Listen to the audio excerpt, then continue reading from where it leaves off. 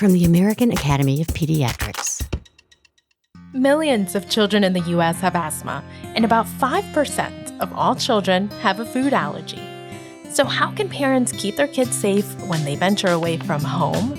Today, we have practical answers. Our kids are increasingly mobile and probably overscheduled, as mine is. And one of the things that we have consistently done is we have her bag for soccer. It's the same soccer bag. It always has her own rescue reliever inhaler, spacer involved in that bag. And so it's like the routine. This is how we're going to do this. Welcome to Healthy Children, the podcast for parents from the American Academy of Pediatrics. I'm Dr. Edith Bracho-Sanchez. I am a pediatrician and a mama figuring it out. This is a judgment-free space where all questions are good questions, and the answers will hopefully be even better. Let's get started.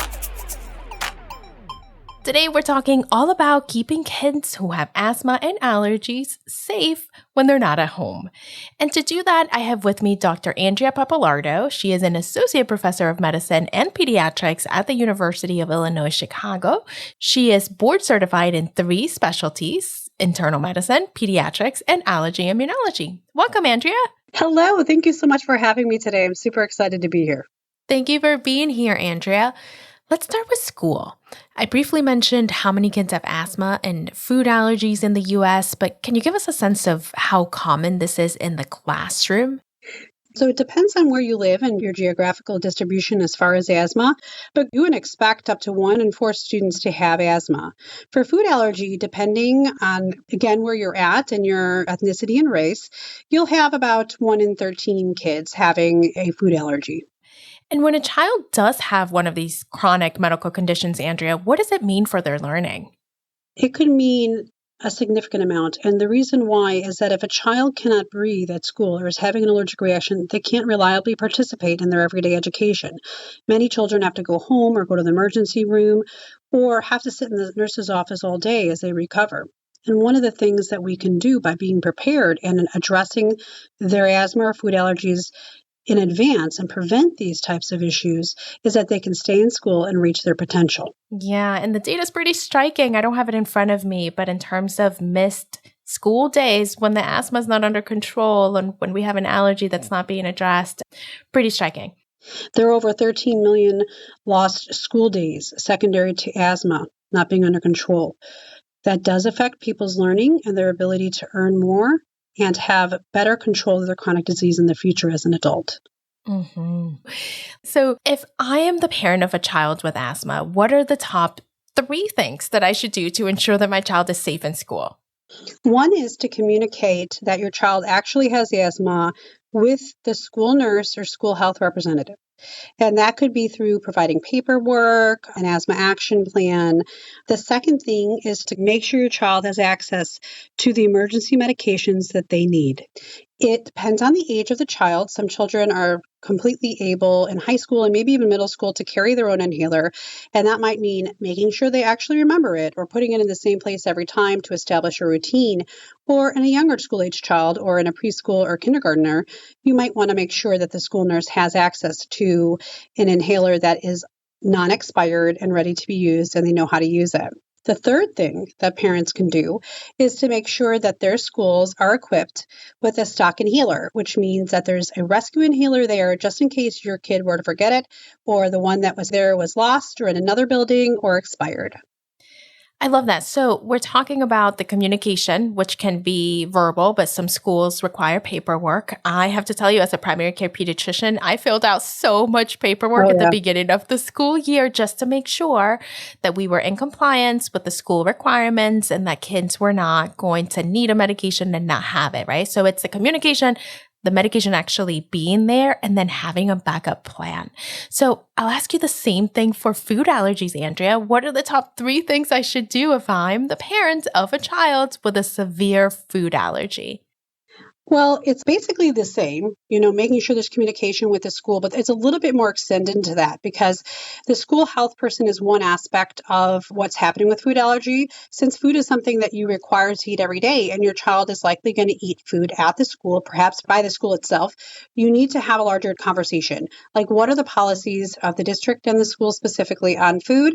And how do you know to prepare your child to go into school every day? Like, are they going to sit at a table by themselves because of their food allergy? Are they going to be incorporated with the rest of the students? I'm not saying one way is better or not, but you need to know what to expect and understand to prepare your own child to go to school every day. And if you do rely on the lunches at school, which I completely understand because I do too as a mom with a child with food allergy, what do they offer? Who's the person that offers the food to the school? And looking at their allergen lists and ingredients so that you're very familiar with what your child can and cannot eat depending on what's offered every day. And then the EpiPen or epinephrine autoinjector or the Neffy or the nasal epinephrine should be available both as a backup and for your child to either carry on their own or have in the nurse station. Yeah, so that same communication plus a little bit more planning needs to be happening if we're talking about a severe food allergy, right, Andrea? Correct. And if they have asthma and food allergy, that can increase the risk because you're more likely to have a severe, potentially fatal allergic reaction if you have both of those things. And so those together definitely need to be discussed and communicated, not only separately, but what happens if one were to occur and the asthma was to be upset or vice versa. Oh, interesting. So not only do we need to bring them up, we need to say my child is at higher risk because he or she has both. And you need to know that, school staff. So let me ask you about the role of the school nurse, because we're talking about communicating with the school.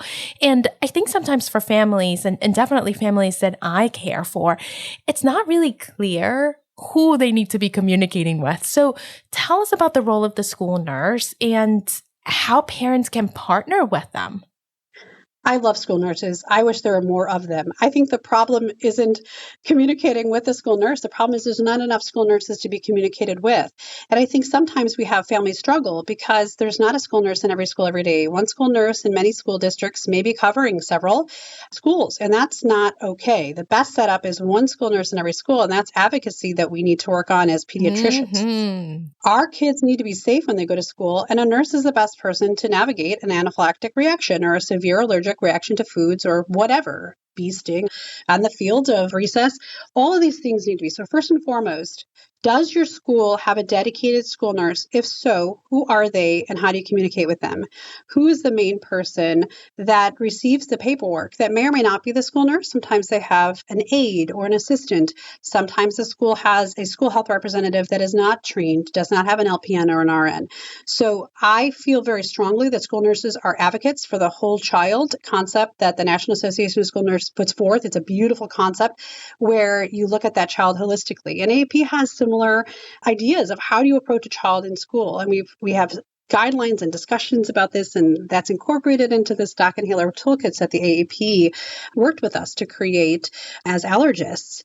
And it's hard sometimes to figure it out, but it's worth the advocacy on your part to speak to this person if he or she exists, because that way you can know, hey, what's happening in my school every day? What do you do if? What's your experience if? And so you get to a sense of who's there, what happens if that person's ill, who takes over, and who's trained to be able to address these items if that person isn't there. Because even if you have a school nurse every day there, they might be sick or they might be called away to a meeting or whatever. And so you always want to make sure who's there and who's the backup if they're not there. Yeah, it's so interesting. As a mom, I have learned to ask so many what ifs, and it's not always something that you think about before you become a mom, right? Regardless of whether your child has a condition or not, we really do have to ask the what ifs. What if that school nurse is not there that day? Or what if the school doesn't have a nurse on staff? Right. No, so some schools that your children may attend may not have a school nurse. So if that's the case, there's usually a school nurse that might be an administrative leader that is over several schools and for the district. So that is the person you initially want to communicate with if you have questions about the policy, let's say for food allergy, et cetera, so that you know you're speaking to someone clinically. And then secondarily, who is the school health representative at that school at that time? Now, he or she may be somebody, and often is, who has a history of themselves having asthma and food allergy or a child that they care for or a grandchild. And this has been my experience for those who don't have a school nurse in the school every day. And that person generally has a lot of lived experience and has required training that's mandated through the state or through the school district or whomever, or they may not have so much training. So knowing who that person is going to be very important. If you do not feel comfortable with that person, advocating through your district, who you pay taxes to, is going to be very important to how we could truly put forth those funds or reappropriate where other things are being spent to make sure that our kids are safe in school every day. Because if they're not safe in school and they get sick, they can't go to school, they can't learn, they can't earn the right to the potential that they would have received otherwise. And I think it's worth advocating for. Absolutely. Now, Andrea, what if my child does not have one of these conditions? We've been blessed and my child does not have asthma or a food allergy, but I still want to contribute to an environment of safety in the school. What can I do? First of all, I want to applaud you for recognizing how important it is for you to care about those who have asthma and food allergy. Like you mentioned in the beginning, children who your child is friends with will have these things. And you don't ever want to inadvertently hurt another child. No one ever does these things on purpose, or hopefully not. There is some issues with food allergen-related bullying, which we won't talk about right now, but that's one way you can help to reduce it. Talk to your child. Be like, this exists, this happens.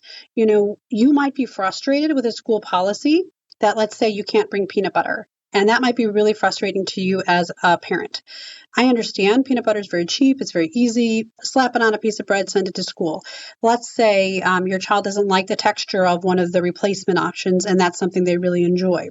One of the things you can do is, instead of being like, oh, this stinks, you might say that in your head. Just be like, oh, wow, it's so nice that we're being safe for those who can't eat this. Let's think about alternatives that are equally as healthy and provide protein that might be something good. So it's the way your mindset and the way that you model how to address food allergy and asthma. Maybe it's about the PACER test. So-and-so had to stop doing the PACER. Oh, they're so lazy. Well, maybe it's not laziness. Maybe they're short of breath because they have asthma. And you might want to reframe what they are stating because they're seeing that and they're frustrated because they're like, man, I got to do the PACER test. This stinks. But, just having that sense of reframing that problem so your child can learn how to address it. And then if there are rules and the policies in place, know there's a reason for that. My own child experienced food allergy related bullying, which was quite scary because another child who ended up being her friend had brought that food into the classroom, which was unexpected. And another child who was a little naughty took that food. My daughter experienced bullying on his behalf because somebody else who she is friends with had it. It wasn't even that child. So reduction of bullying, adherence to the policy or discussion with the policy makers about why they might be doing something, and really helping understand that those parents go and send their child to school every day not knowing what's going to happen next. And any way that we can help support them, whether or not be at school or at your home if you're housing them for a party or what have you, is going to go a long way. Now, Andrea, you sort of alluded to this. I wonder if you can give us some more specifics, but what are the best, quote unquote, the best policies for schools when it comes to both kids who have asthma and kids who have food allergies? What are some things, some checklists that we can go through as we're looking at what our school is doing? Well, schools have adopted various policies based on what makes sense to them. I am not here to judge any specific policy, but we don't have good evidence that states that having children be moved to their own table, that only the children of peanut allergy at that table is helpful for their social development because they might not be able to sit next to their friends, etc. What may be an approach that supports the social development of the children to stay with their friends may be enforcing no food sharing, cleaning off tables with practices that might be more able to reduce the allergen exposure from contamination, from child putting hands on, washing hands with soap and water, the cleaning supplies that they used, that, with nice washcloths and stuff like that, where we're getting all those allergens off in between children, and open communication and education. Now, in younger children, this might make a lot more sense in early childhood centers and young childhood because kids don't understand that. So having those kind of tables are ways that you can have peanut-free zones entirely, like no school tree nuts, no school food policies from outside, these type of things, they make sense. But for older children, no matter what policy you have in place, kids are going to do what they want to do. And so you have to understand that we don't want to have a false sense of security of a mom thinking there's no X food allergen that my child has at the school when there actually is, so that to really concentrate on reduction of food sharing, open communication with these older children, because let's be honest, they're going to do what they want to do, and not everybody follows those rules. We don't want people to have false sense of security. So until we have better evidence that one policy versus another policy works, it may just be more common sense policies that would really keep our children the safest. Yeah. Now, Andrea, so far we've been talking about schools, which is, of course, where kids are spending the majority of their waking time. But how can parents empower their child or protect their health in other settings, such as at a friend's house or at a job or during a sports practice? What do you think? No, this is a great question to know that, our kids are increasingly mobile and probably overscheduled, as mine is. And one of the things that we have consistently done is we have her bag for soccer. It's the same soccer bag. It always has her own rescue reliever inhaler, spacer involved in that bag. And so it's like the routine. This is how we're going to do this. As far as food allergy goes and asthma, having an emergency kit that goes with your child. Depending on their age, they may or may not be able to navigate this on their own. Teenagers could potentially do this. You have to remind them to remember. But however, I have this emergency kit that goes on sleepovers for my child, for example. One of the first things I do and have done until I felt confident that my daughter can do these things on her own was discuss with the family that is receiving and the child, saying, okay, this is Carmen's food allergy. This is her asthma. This is her medications. And she knows how to take them now, but before she didn't. Just remind her and she'll know how to do it. And I'll oftentimes try to time it, but if she needs something there, it's gotten so routine that some of her friends who've been friends since childhood, if Carmen, my daughter, coughs, her friend will say, you didn't take your puffs.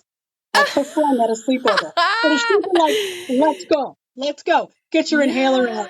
And so it's that beginning of communication, of openly communicating with the families. If they're anxious, bringing food, talking to them about it. And then similarly, being the allergist mom, I've had families bring their kid over for their first food outside of the home. Right. So I would say, okay, your child has eosinophilic esophagitis. Your daughter has that, specifically cannot have milk. This is how I'm going to make the food, and this is how I'm going to avoid milk. Is this okay for you?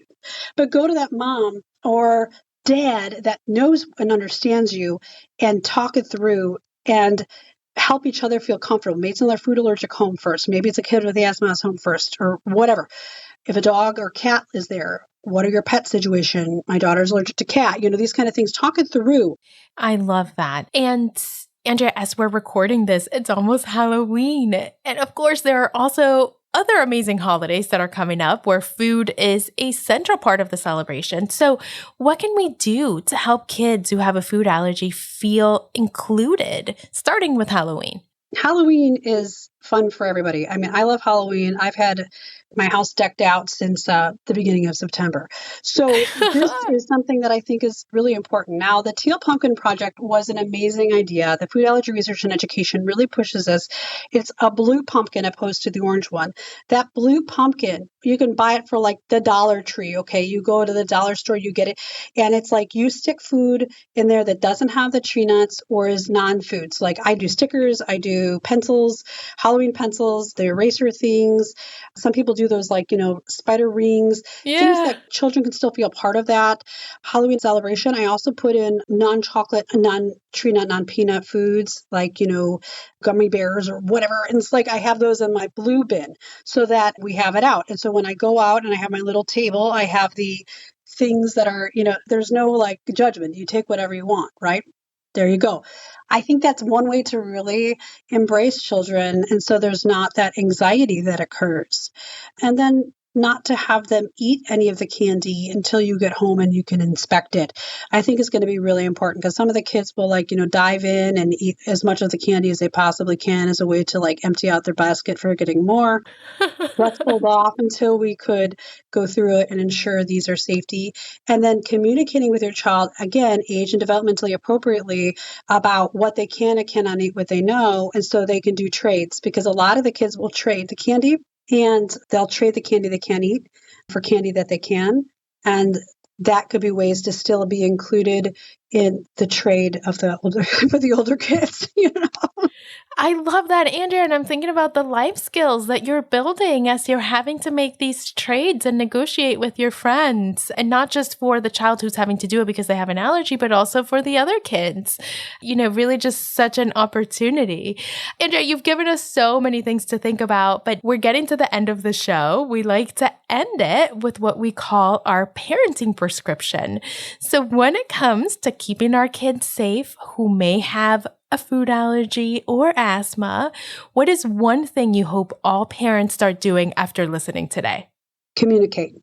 Communicate openly and kindly to your school, who may be a nurse, the school health, the teachers, your friends' families, to each other, and to your children about all of these things, so that everyone can be on the same page with what you need to have your child safe and receive the education they deserve. Communicate, communicate, communicate. Thank you so much, Dr. Andrea Pappalardo, for joining us today. Oh, thank you for having me. It's been a pleasure, and thanks to the AAP for their support. And thank you at home for joining us. If you like the Healthy Children podcast, please subscribe on your favorite podcast app and help us spread the word. Follow Healthy Children on Instagram, Facebook, Threads, and YouTube at Healthy Children AAP. And be sure to visit healthychildren.org, the parenting website of the American Academy of Pediatrics. Healthy Children is a production of the American Academy of Pediatrics. Our creative team includes Laura Alessio, Catherine Beard, Garrett Brown, Zach Christman, Ann Johnsos, Kathy Jewell, Doug Nagel, Jackie Ortega, Susan Stevens Martin, Mary Claire Walsh, Hannah Weston. And our theme music was composed by Doug Nagel. We'll be back next week. I'm Dr. Edith Bracho-Sanchez. Thanks for listening.